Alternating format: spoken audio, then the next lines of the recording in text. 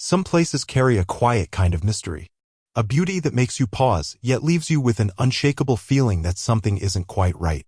Delphi, Indiana, small town, simple life, a place where everyone knows everyone. And for two young girls, it was just another ordinary day until it wasn't. On February 13, 2017, best friends Molly Carter and Emma Brooks set out for a short hike along the historic Monon High Bridge Trail. They weren't worried about anything. Why would they be? This was home. Safe. Familiar. But by the time the sun dipped below the trees, neither of them would make it out alive.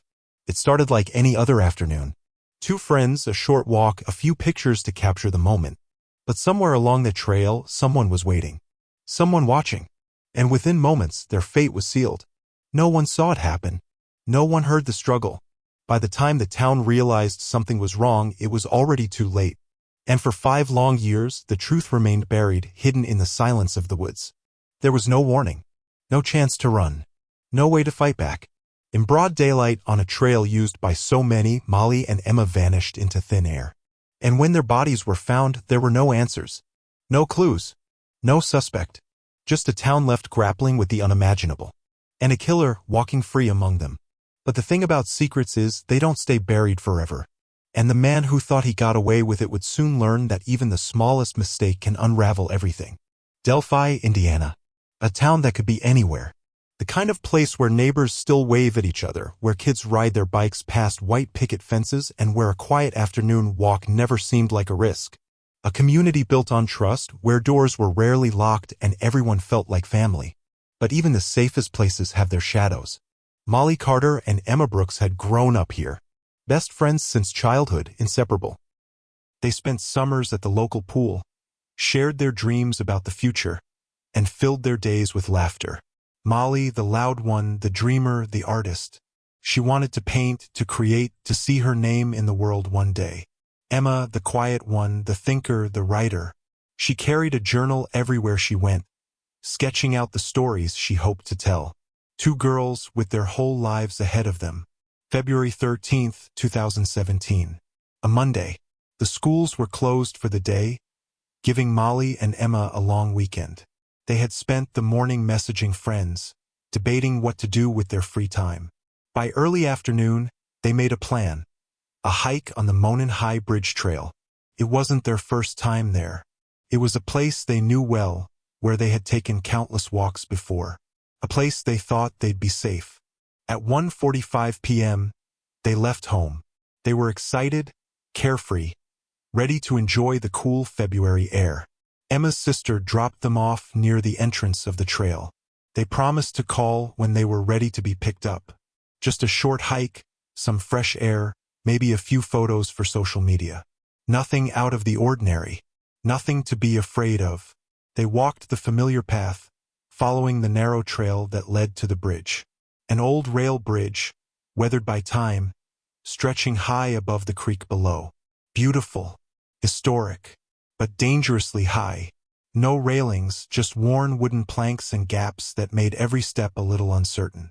They paused at the center, took a picture, posted it online. A snapshot of a moment frozen in time. That photo would become infamous. The last known image of Molly and Emma alive. A digital timestamp marking the final moments before everything changed. At 3:15 p.m., their phones stopped responding. No more messages. No calls. Just silence.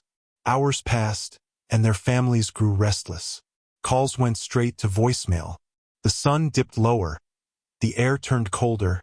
And still, nothing. By evening, worry turned to fear. Something was wrong. A search began. Family and friends scoured the trails, calling their names, hoping they had just lost track of time. But there was no sign of them. No footprints leading away from the bridge. No belongings left behind. Just an empty trail and a growing sense of dread. By nightfall, the police were involved. Flashlights cut through the darkness, voices echoed through the woods, but there was nothing. No answers. No explanation. A mystery that had only just begun.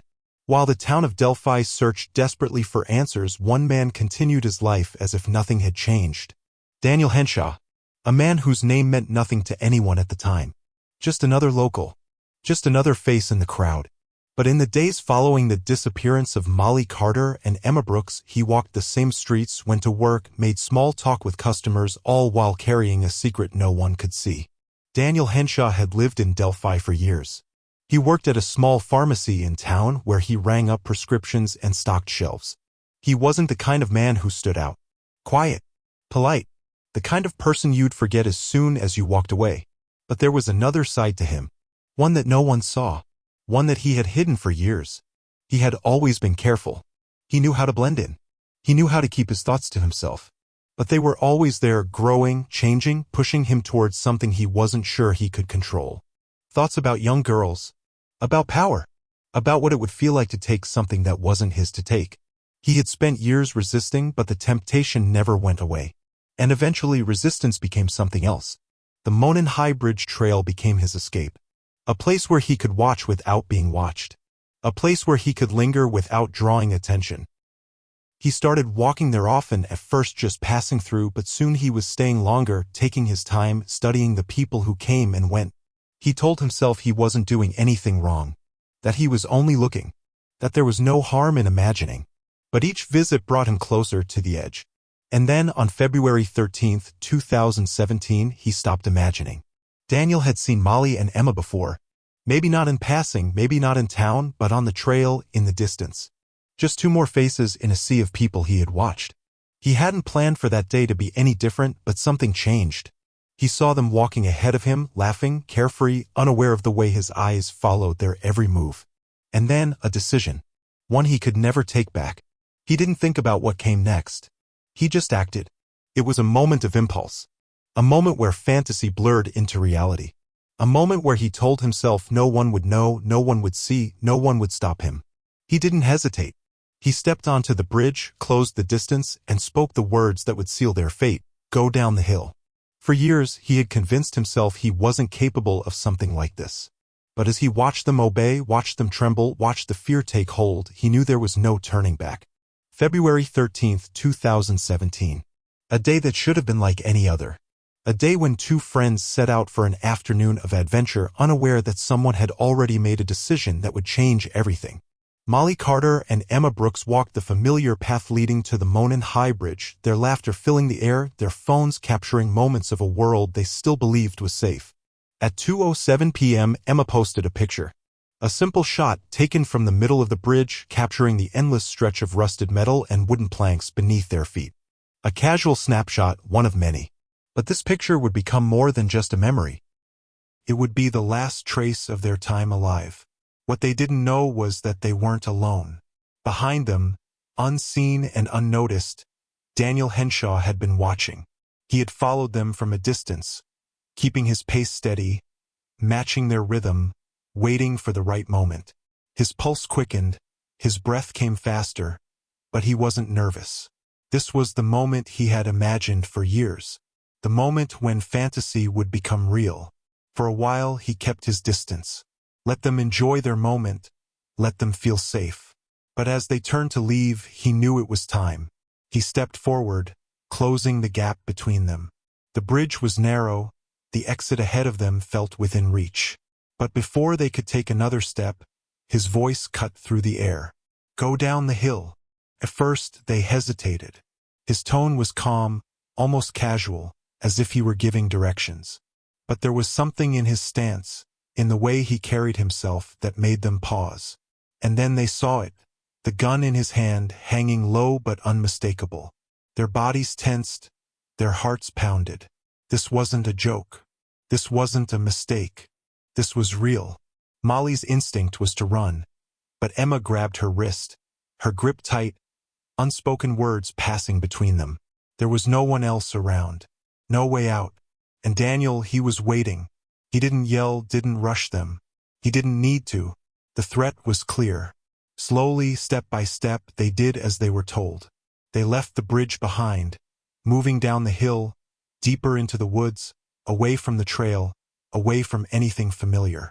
The farther they went, the quieter it became.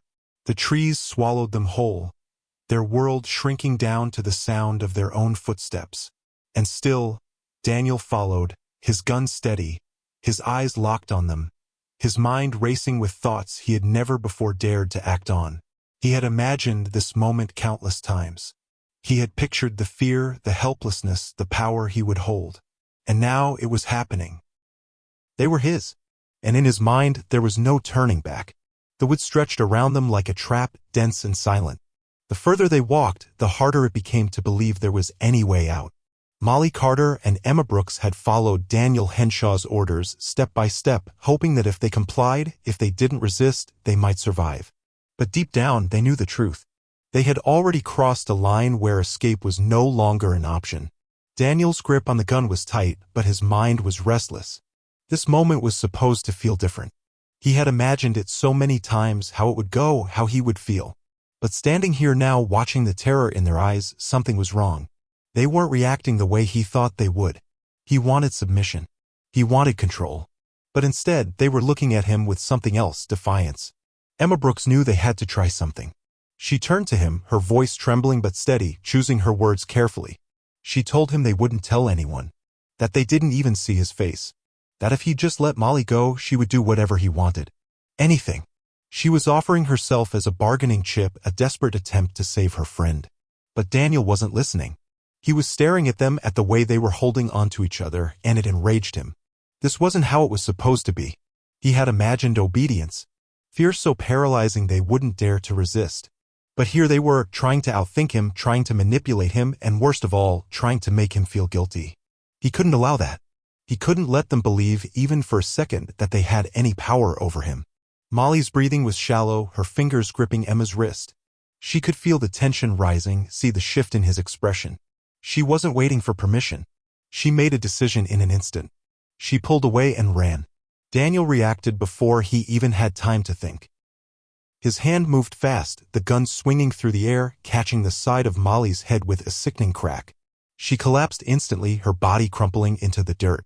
A sharp gasp escaped Emma's lips, and then a scream, loud, desperate, shattering the silence of the woods. A sound that shouldn't be ignored. A sound that could bring someone running. Daniel's pulse pounded in his ears. He looked at Molly's body on the ground, motionless.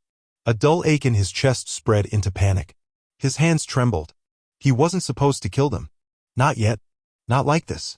He had planned for something different, something slower, something that would let him feel in control. But now that scream was still ringing in his head. His thoughts tangled. If someone had heard, if they were already on their way. Emma was staring at him, her mouth still open in shock, her body frozen in place. And Daniel understood in that moment there was no undoing this. There was no fixing it. There was only one way forward. No witnesses. No survivors. His fingers found the handle of the knife in his pocket. He didn't hesitate. The decision had already been made. He stepped toward Emma, fast, too fast for her to react, and everything after that happened in seconds. A blur of movement. A struggle that was brief but brutal. And then silence. For the first time since this began, Daniel was alone. Daniel Henshaw stood there, his breath ragged, his hands trembling. His clothes were stained, his heart still hammering from what he had just done. For a moment, he couldn't move. He had crossed the threshold. There was no turning back. The weight of his actions pressed down on him, and yet there was no time to process what had happened. He had to act. He had to disappear. His first thought was to get rid of the evidence. The knife, the gun, the small traces of his presence that could be tied back to him. He couldn't afford to be careless now. He stepped over the bodies without looking down, refusing to let himself absorb the full reality of what he had done. His hands worked on instinct, moving quickly, stuffing the bloodied weapon into his jacket. He retraced his steps, climbing back up the hill, making sure not to leave anything that could be followed. Every sound in the woods made him flinch. Every crack of a branch felt like a footstep behind him. He needed to move faster. The river was close. Just beyond the edge of the trail, the water rushed steadily, deep enough to swallow what he needed to get rid of. He knelt at the bank, pulled the knife from his pocket, and let it slip from his fingers. It vanished beneath the surface, gone in an instant. The gun was next. He hesitated. His grip tightened around it. This was the last connection between him and the crime. If he let it go, there would be nothing left tying him to the scene. He took a breath, closed his eyes, and tossed it into the water. The splash was soft but final. He wiped his hands on his jeans, but the stain was still there. He forced himself to stand, to walk away, to breathe like this was just another evening. He made his way back to his car, parked on a back road away from the trailhead. He checked his reflection in the rearview mirror. His face was pale, his eyes wide. He told himself to calm down. He had done what needed to be done. And now he just had to wait. No witnesses, no connection, no way for anyone to know it was him. For the rest of the night, Daniel sat in his house, his hands still trembling long after he had scrubbed them raw. He turned on the TV. He checked his phone. He acted as if nothing had changed. But deep down, he knew the truth. He had just killed 2 girls. And in the morning, someone would find them. February 14th, 2017. The next day, a chill hung in the air as volunteers gathered near the Monon High Bridge Trail. The search had begun the night before when Molly Carter and Emma Brooks never returned home. At first, there was hope that they had simply gotten lost, that maybe they had wandered too far and lost track of time. But as the hours passed, that hope faded. Their phones went straight to voicemail. Their last known location was the bridge, but beyond that, nothing. By mid-morning, the first call came in. A searcher had spotted something just off the trail, down near the creek bed. At first, he thought it was discarded clothing. But as he stepped closer, his breath caught in his throat. The bodies were there, motionless, cold. He reached for his phone, his fingers numb as he dialed 911. The dispatcher's voice came through the line, calm, routine. The searcher's voice wasn't. "Oh my God, there are 2 bodies here. It's them." The call was brief, but the urgency was clear. Within minutes, law enforcement was on the scene, officers moving quickly to secure the area. The search was over. The worst fear had been confirmed. News spread fast. The town that had spent the last day hoping for a different outcome was now left in shock. Parents clutched their children closer. Teachers fought back tears. Friends of Molly and Emma stood in silence, their world suddenly unfamiliar. Delphi was not the kind of town where things like this happened. And yet it had. The investigation began immediately. Officers scanned the area, marking off sections of the trail, searching for anything. Footprints, clothing, a weapon.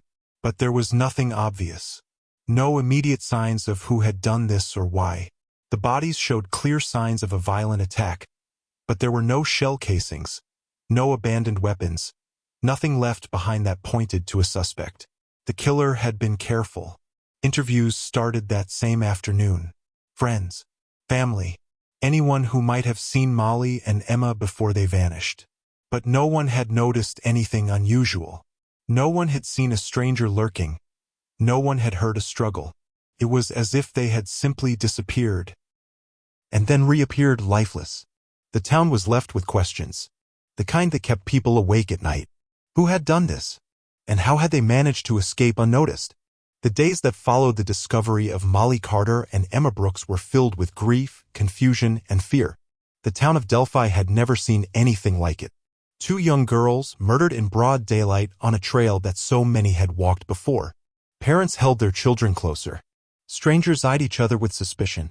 But one person walked among them unnoticed. The man responsible. The man who had stood over their bodies just hours before the search party arrived. Daniel Henshaw. He had spent years blending in, and now he did it again. In the days after the murders, he listened. He watched. He read the headlines. He walked through the pharmacy where he worked, ringing up customers, answering small talk about the tragedy that had shaken the town. And no one suspected him. No one gave him a second glance. When customers mentioned the case, he nodded along, offering brief condolences. When news stations played updates, he kept his face neutral, listening to every word. And when the community gathered for vigils, lighting candles and praying for justice, he stood in the back, watching the flames flicker, feeling nothing. In the privacy of his home, it was different. Alone, he let himself remember. The way Molly had tried to run. The way Emma had screamed. The final moments when he had silenced them both. He told himself he wasn't reliving it because he felt guilty. He wasn't ashamed. He was just remembering. Over and over again, Weeks passed. Then months. Investigators worked tirelessly, combing through every lead, every tip, every piece of possible evidence. But they kept running into the same problem, nothing connected to a suspect. The crime scene had offered almost nothing. No clear DNA matches, no discarded clothing, no murder weapon. Whoever had done this had been careful, deliberate. And without a witness, without someone placing the killer at the scene, the investigation stalled. The police questioned locals, looking for anything unusual. Had anyone seen a strange car parked near the trailhead? Had anyone noticed someone acting nervous, avoiding questions? But no one had. Delphi was a small town. People knew each other. And if the killer had been one of their own, he was doing a damn good job of hiding in plain sight. The FBI was called in, assisting local authorities, but they faced the same dead ends. Investigators pored over security footage from nearby businesses, hoping to catch a glimpse of someone suspicious on the day of the murders. But the trailhead had no cameras. There was nothing to follow. And then time did what it always does. It kept moving forward. The panic turned into frustration. The frustration turned into exhaustion. And slowly, the case that had once been at the center of everyone's minds started to fade. The headlines grew fewer. The updates became less frequent. And the killer? He remained right where he had always been. Watching. Waiting. 1 year passed. Then 2. 3. The anniversary of the murders became a solemn ritual for the town. Each February, candles were lit, the bridge was visited, the girls were remembered. But no new answers came. Investigators refused to call it a cold case, but in every way that mattered it was. There were no leads. No suspects. No reason to believe that justice was anywhere close. And through it all, Daniel Henshaw kept moving through life, untouched. He still worked at the pharmacy, still saw the same familiar faces. When parents spoke about the case while waiting for their prescriptions, he listened, nodding in quiet agreement when they said they hoped the killer would be caught. He never looked nervous. Never acted strangely.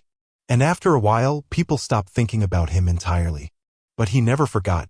He didn't need to. The memories were always there. And as the years passed, he let himself believe that maybe, just maybe, he had gotten away with it. For 5 years, the case of Molly Carter and Emma Brooks remained frozen in time. Their names were still spoken in whispers. Their pictures still hung in windows. The trail where they had vanished remained a place of uneasy silence. But the investigation had gone cold. No new leads. No suspect. No answers. And in the absence of evidence, Daniel Henshaw had convinced himself he had done the impossible. He had killed 2 girls in broad daylight and walked away, untouched. But the thing about the past is that it never truly disappears. And sometimes it only takes one small misstep for everything to come crashing down. Started with a phone call, an anonymous tip, a voice on the other end of the line, hesitant but certain. Someone had seen something that day. Maybe they hadn't understood it at the time. Maybe they had been too afraid to speak. But now, 5 years later, they were ready to talk. The caller told investigators what they had held on to for half a decade. On the day of the murders, they had seen a man near the trailhead, alone, dressed in dark clothing. He wasn't someone they recognized, but something about him had made them pause. The way he walked, the way he glanced over his shoulder, as if making sure he wasn't being followed. They hadn't thought much of it at the time, but now, looking back, they couldn't shake the feeling that it had meant something.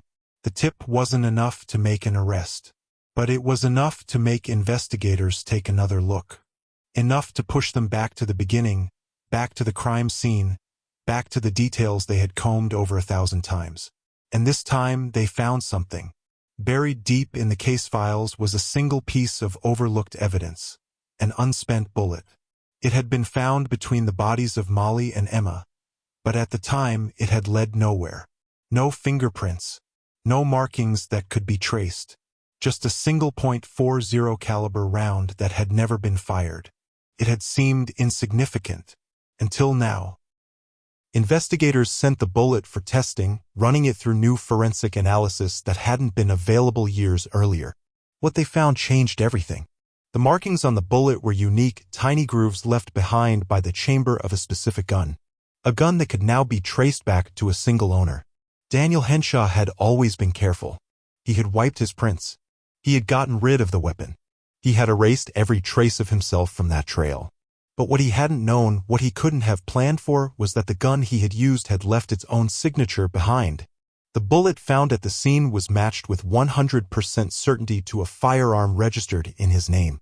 A Sig Sauer P226. A gun he had owned for years. A gun that had finally betrayed him. The moment the forensic report came back, the case was no longer cold. Investigators didn't hesitate.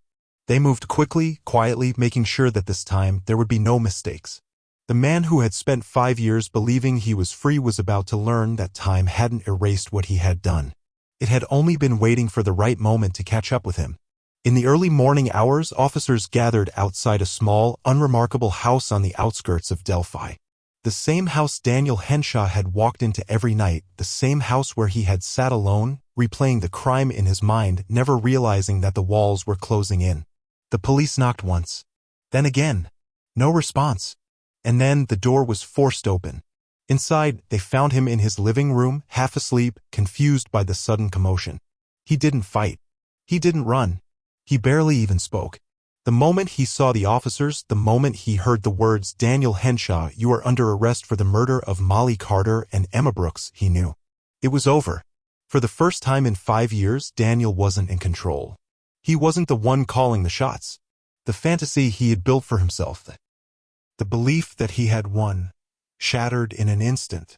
And as they placed the cuffs around his wrists, as they led him out the front door, he finally understood the truth. He had left behind no witnesses, no footprints, no obvious clues. But in the end, it hadn't mattered. Because even the smallest mistake, even the thing he had thought was insignificant, had been enough to bring him down. Daniel Henshaw had spent 5 years convincing himself that he had gotten away with murder, that the past was behind him, that the town of Delphi had moved on. But now, sitting in a cold interrogation room, his wrists bound in steel, he was no longer the man in control.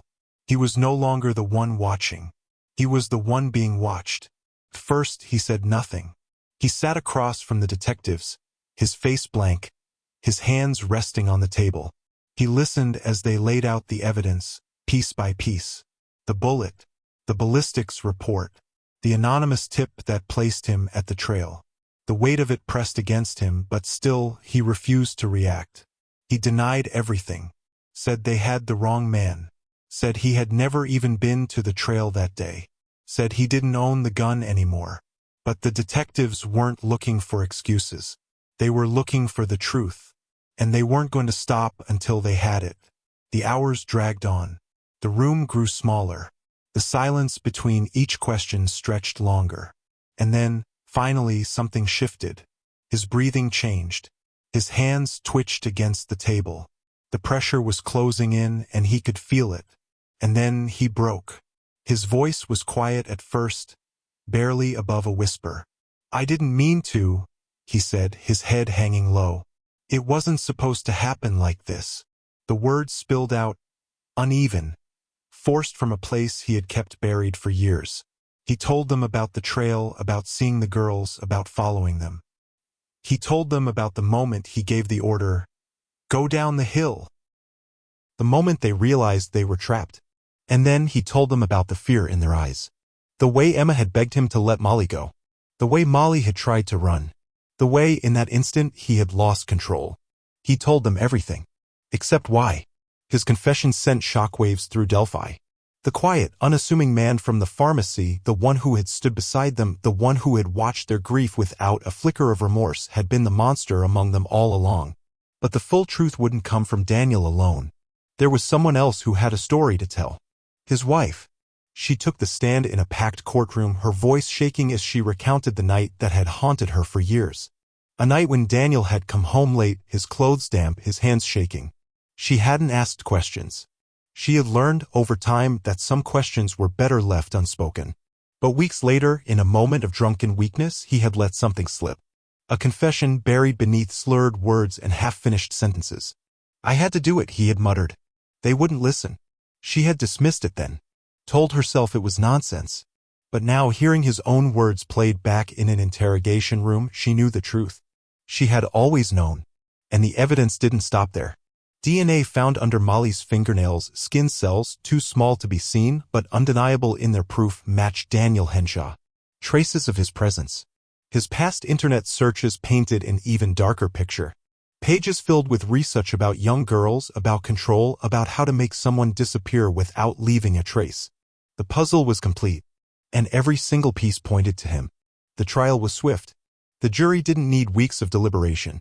They had heard the recordings. They had seen the evidence. They had listened to the testimony of a man who had walked free for 5 years, believing he had erased his crimes. And in the end, they returned with only one verdict. Guilty. On all counts. Daniel Henshaw, once a nameless figure in the crowd, was now a convicted murderer. Sentenced to 130 years in prison. No chance of parole. No second chances. No more time to pretend. As he sat in the courtroom listening to the judge's final words, his expression never changed. No apology.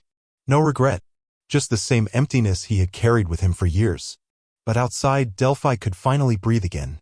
The weight that had lingered over the town, over the families of Molly Carter and Emma Brooks, had finally been lifted. Justice had come. And Daniel Henshaw, the man who had once believed himself untouchable, was now nothing more than a prisoner of his own making. In the end, there was no escape. No more lies to hide behind. No more quiet walks through town. No more watching from the shadows. For Daniel Henshaw, the life he had once known was gone. The walls of his prison cell were now the only world he had left. He sat alone, staring at nothing. The gray concrete, the cold steel, the endless silence, it was all he had now. No visitors. No sympathy. Just time. Time to think about how it had all unraveled. Time to relive the moment he made a choice that could never be undone. He barely spoke to the guards. He barely acknowledged the other inmates. But sometimes in the dead of night, when the prison was quiet, when there was no one left to lie to, he whispered to himself. It wasn't supposed to happen like this. Maybe he believed that. Maybe in his mind things had spiraled beyond what he had planned. Maybe he told himself he never intended to kill. That he never meant for things to go this far. But the truth was simple. It did happen. And for Molly Carter and Emma Brooks, there was no second chance. No prison cell to sit in. No time to reflect on mistakes. For them, there was only the moment they saw Daniel Henshaw standing on that bridge. Only the moment he told them to go down the hill. Only the moment when they realized they weren't going home. Two girls, best friends, walking a familiar trail on what should have been an ordinary afternoon. Their final steps taken in fear. Their final moments stolen by a man who believed he could get away with it. But he didn't, because no matter how careful he had been, no matter how many years had passed, the past never stays buried forever. The truth always finds its way to the surface. And in the end, the smallest mistake was all it took to bring him down. Daniel Henshaw had wanted control. He had spent years believing he had won. But in the end, he lost everything. His freedom, his future, his place in the world. And now the only thing he has left is time. Thank you for watching this episode. If you want to hear more stories like this, make sure to subscribe and turn on notifications. Let us know your thoughts in the comments below, and don't forget to like and share this video, because every story, no matter how dark, deserves to be told.